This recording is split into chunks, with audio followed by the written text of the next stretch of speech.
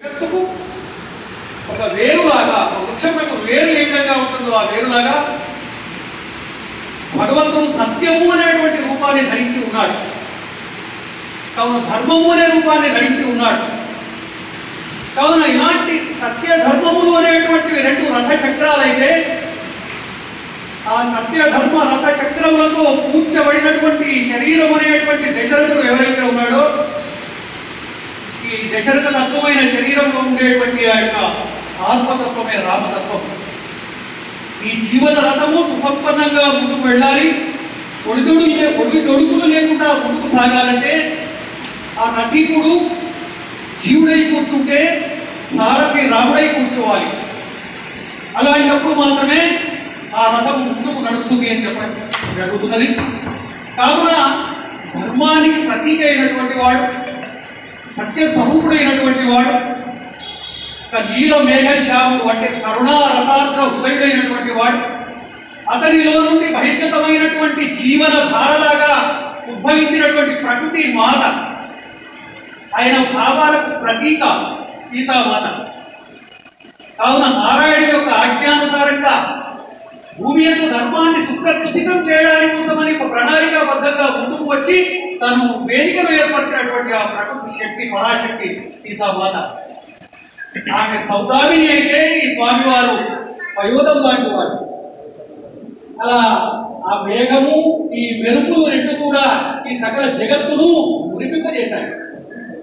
ప్రతి వారు కూడా రామ పయోధ నిర్గతమైనటువంటి జీవన చర్యలో గల సుస్నాతమై తమ జీవితాలను, తమ వ్యక్తిత్వాలను, తమ మూర్తిమత్వాలను సుసంపన్నం చేసుకొని చరితార్థులైన ఎందరో మంది. మన కావ్యము మనకు 4 విషయాలను ప్రబోధిస్తున్నాయి. ధర్మ అర్థ కామ మోక్షాలు, చతుర్విధ పురుషార్థ రూపాలను. కావున ధర్మాన్ని ఆశ్రయంగా చేసుకుని అర్థ కామములను మరి తమ జీవన పోరాటంలో తమ సార్థకం చేసుకోవడానికి, విజయాన్ని సాధించడానికి అర్థకామముల వైపు కించిత్తు దృష్టి నిలిపి వాటిని తర్వాత నిర్లిప్తంగా వదిలివేసి ఎవరైతే ఆత్మారాములై ఆత్మతత్వాన్ని తెలుసుకోవడానికి ముందుకు వెళ్తారో వారు పుణ్యాత్ములు, వాళ్ళు శ్రేష్ఠులు, వాళ్ళ జీవితము చాలా సౌభాగ్యవంతమైందని చెప్పడం జరుగుతున్నది. అలా ఒక మానవుడు పురుషార్థములను సాధించడానికి ఈ రామాయణము ఒక జీవకథ లాంటిది. దీనిలో లేని ధర్మము లేదు. ప్రతి స్థాయిలో, ప్రతి సందర్భంలో స్త్రీ పురుష కుల మత జాతి వర్గ లింగ భేదం లేకుండా ప్రతి వారు కూడా ఏ విధంగా ఈ రామాయణం అనేటువంటి సరస్సులో మునిగి సుస్నాతులై పరిశుద్ధులు కావచ్చో మనకు వివరించి చెప్తున్నది రామాయణం. కావున అలాంటి ఉత్కృష్టమైనటువంటిది, విశేషమైనటువంటి ఈ యొక్క రామనామము భక్తి సామ్రాజ్యమేలు అన్నాడు. భక్తి అనే సామ్రాజ్యాన్ని ఇది ఎప్పుడు ఏలుతూ ఉంటుంది. రాముని అనేటువంటి పేరు, ఆ నామములో అంత గొప్పతనం ఉందట. ఎందుకయ్యా ఎప్పుడు రామ రామ అంటారు, రామాయణం రామాయణం అంటారు, అంత మధురమైందా అని అడిగాడు ఒక మిత్రుడు. అవునండి, అంత మధురమైంది.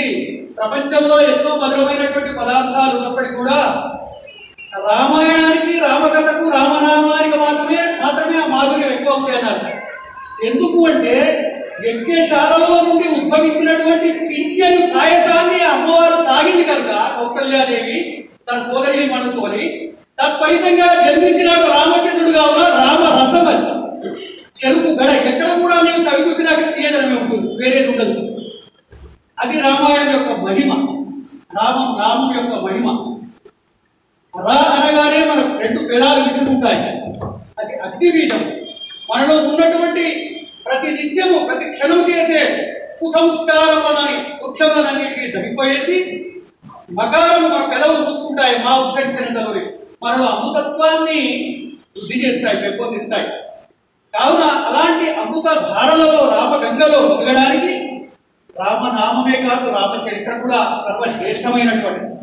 అటు విష్ణు అంశతోని, ఇటు శివుని యొక్క అంశతోని, నారాయణ మంత్రముతోని, పంచాక్షరి మంత్రముతోని సంపుటీకరింపబడినటువంటి రామనామము ఈ జగత్తుకు ఒకటే ఆధారం. ఈ ప్రపంచాన్ని ఏలేటటువంటి ఏకైక మంత్రనామం రాజం.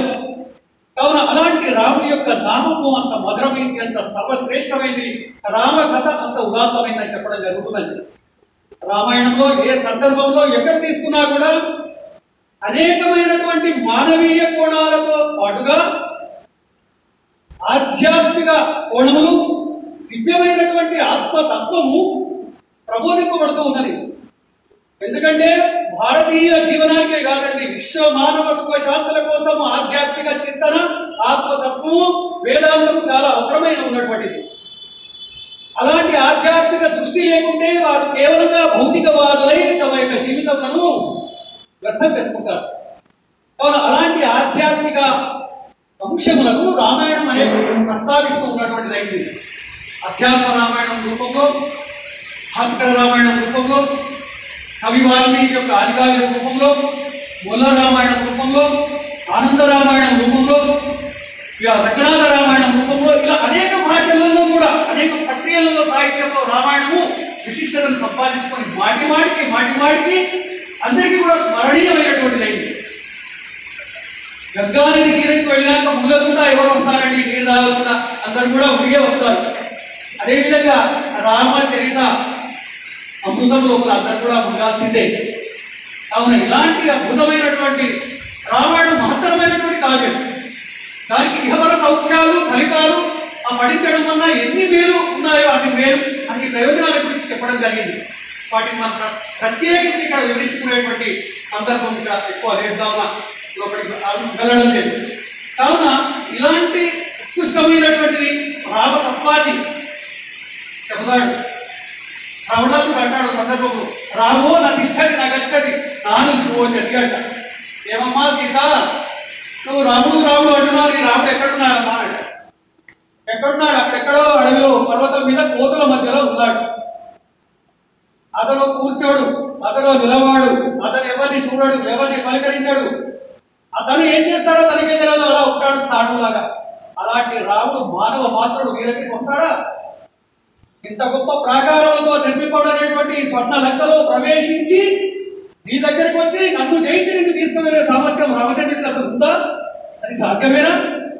కావున నీ భ్రమలు వదిలిపెట్టు, నా ఏకాంత మందిరంలోకి రా, నన్ను సేవించు, నీవు తరించు అని అంటే ఆ అమ్మవారు ఒక స్త్రీ జాతికి ఆడి ముఖ్యం ఆదర్శమైనటువంటి జీవితం గడిపేటటువంటిది. ఒక క్షత్రియ కాంతగా ఉన్న క్షత్రియ ధర్మాన్ని కూడా ప్రదర్శిస్తూ ఒక పరపురుషుడు రావణాసుడు అత్యున్నతమైన వ్యక్తిత్వం, విద్వాంసుడు అయినప్పటికీ కూడా చిన్న బలహీనత వల్ల ఎలా పతనమైనాడో ఒక గడ్డిపోసను వేసి నువ్వు దీనికంటే కూడా దృఢప్రాయుడురా, దీనికంటే హీనమైన వాడిగా అని ప్రవచిస్తూ అమ్మవారు సూచించి రాముడి యొక్క గొప్పతనాన్ని అక్కడ అభివర్ణించడం జరిగింది. కావున ఆధ్యాత్మిక కోణంలో చూసుకున్నాం, మానవీయ కోణాలలో చూసుకున్నాం. ఏ రకంగా చేసినా మనకు భాగవత భారత రామాయణములు సేవ్యమానమైనటువంటివి. అసతోమ సద్గమయ, తమసోమ జ్యోతిర్గమయ, మృత్యోరుమ అమృతంగమయ అన్న ఉపనిషత్ వాణి. కావున అసత్యమైనటువంటి జగత్తులో నుండి శాశ్వతమైనటువంటి సత్యాన్ని మనం తెలుసుకోవడానికి మనకు రామాయణం ఉపయోగపడుతుంది. చీకటిలో నుండి వెలుగులోనికి వెళ్ళడానికి రామాయణం ఉపయోగపడుతుంది. అజ్ఞానంతో కూడినటువంటి పాంచభౌతికమైనటువంటి దేహంలో ఉన్నటువంటి ఆత్మతత్వాన్ని అనుభవపూర్వకమైన వేదాంతం ద్వారా పొందడానికి ఇది ఉపయోగపడుతుంది మనకు రామాయణం. కావున ఇలాంటి రామాయణం నిత్య కర్మ అనుష్ఠాన యోగ్యమైనటువంటి గ్రంథరాజని. కావున ఇలాంటి ఈ రామాయణంలో అనేకమైన సూక్తులు మరి ఉన్నాయి. ఎందరు పఠించగలుగుతారు, ఎందరు తెలుసుకోగలుగుతారు, ఎందరికి అందుబాటులో ఉంటుంది కష్టం కదా. ఆ యొక్క ఉద్దేశంతో ఒక తపస్విలాగా గొప్పగా కష్టపడి రామాయణంలో సూక్తులను, ధార్మిక విషయాలను, ప్రవచనాలను, మంచి మాటలను అన్నిటిని కూడా ఒక చోట నిబంధన చేశారు. ఉద్యానవనంలో ఉన్నటువంటి పుష్పములను అన్నింటిని కూడా తీసుకువచ్చి ఒక మాలగా అల్లి భగవంతుడికి సమర్పిస్తే ఎంత ఆకర్షణీయంగా ఉంటుందో, ఎంత ఉల్లాసంగా ఉంటుందో. కేవలంగా పరమానంద స్వరూపమైనటువంటి ఆ యొక్క రామాయణాన్ని ఇక్కడ మనకు కొండ అద్దమందు కొంచెమై ఉన్న అన్నట్టుగా కొండను అద్దము చూస్తే ఎలా ఉంటుందో ఆ రామాయణాన్ని కూడా మనకు వైరాగ్యం ప్రభాకర్ గారు అంత గొప్ప రామాయణాన్ని మదించి తనకు లభించిన ముఖ్యాలను అన్నింటినీ తన శక్తి అనుసారంగా తీసుకువచ్చి మనకు పాఠక లోకాన్ని అందించడం ఇది చాలా సంతోషకరమైనటువంటి విషయం. ఇలాంటి ధార్మిక చింతన కలిగినటువంటి ఇలాంటి ప్రభాకర్ గారిని మరొకసారి సభాముఖంగా అభినందిస్తూ ఇలాంటి ఉత్తమమైనటువంటి విశేషమైన కావ్యములు మరిన్ని వారి ద్వారా రావాలి, వారి యొక్క కళ నుండి జాలువాలని నేను కోరుతూ నాకు ఈ యొక్క అవకాశం ఇచ్చి మరి నన్ను ముఖ్య అతిథిగా ఇక్కడ చేసి నాకు పుస్తకాన్ని ఆవిష్కరింపజేయడం నా భాగ్యంగా నేను భావిస్తున్నాను. వారికి మరొకసారిగా కృతజ్ఞతలు తెలుస్తూ భవానీ సాహిత్య వేదిక భవానీ పరమేశ్వరుల యొక్క దైవంగా ఇంకా ముందుకు శాఖోపశాఖంగా విస్తరించి మన కరీంనగర్కు, మన తెలంగాణకు, మన తెలుగు నేలకు, మన భారతదేశ సంస్కృతిని చాటడమే కాకుండా సమస్త విశ్వానికి కూడా వెలుగు రేఖలు చూపాలని కోరుతూ నాకు అవకాశం ఇచ్చినందుకు మీకు అందరికీ శిరస్సు వచ్చి మరొకసారి నమస్కారం చేస్తూ సెలవు తీసుకుంటున్నాను.